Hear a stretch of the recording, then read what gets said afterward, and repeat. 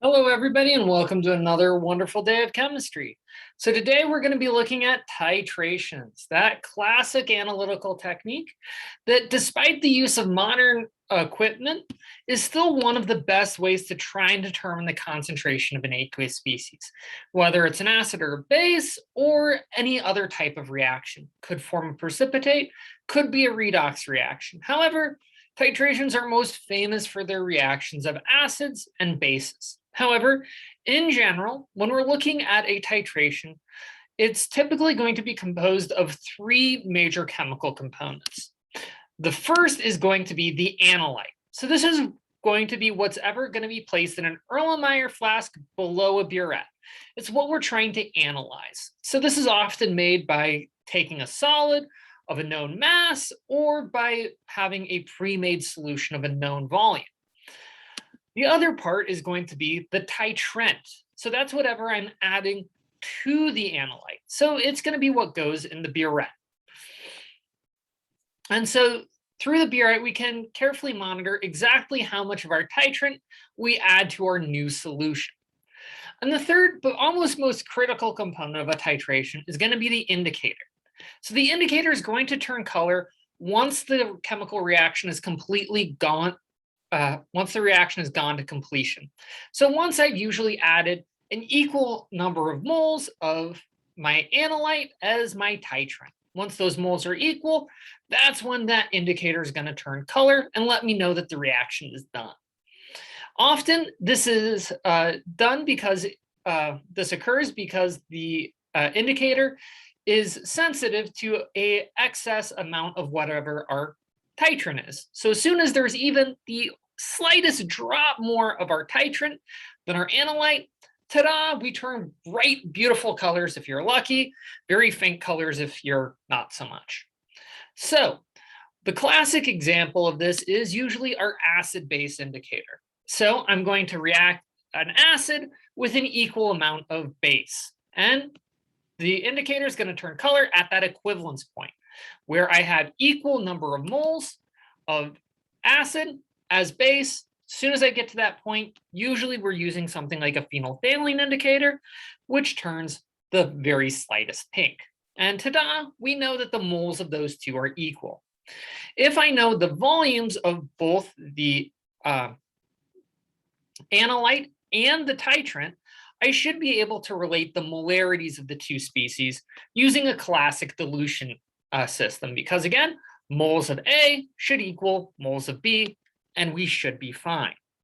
However, one of the things that you should be very cautious of when looking at titrations is what happens when I don't have a one-to-one reaction. So a classic example is if I'm dealing with a polyprotic acid, like sulfuric acid.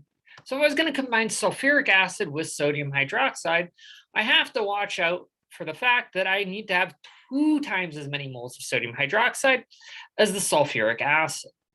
So one of the ways we can try and do is determine the molarities of both of these species using classic stoichiometric analysis. Start with the volume, work to the moles, and then find the molar ratio. However, one of the other tricks you can do is make use of normality instead of molarity. So normality is going to be very useful when we have a diprotic acid. So when I'm talking about the normality of an acid, this is going to refer to the molarity of the proton ions in solution, not of the actual sulfuric acid. So if I have a 1 molar sulfuric acid solution, that means I have 2 molar of my free protons.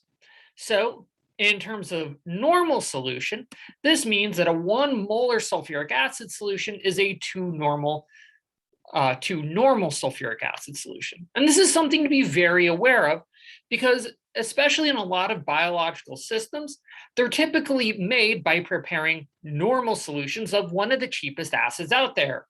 I'm looking at sulfuric acid. So you need to be very cautious of when you run into molar versus normal. Chemists don't tend to use that much of normal solutions. However, because of its use in the past, it still resides in a lot of other adjacent disciplines, such as biology and geology. So if you ever see that N instead of an M, be very aware when you're mixing your solutions.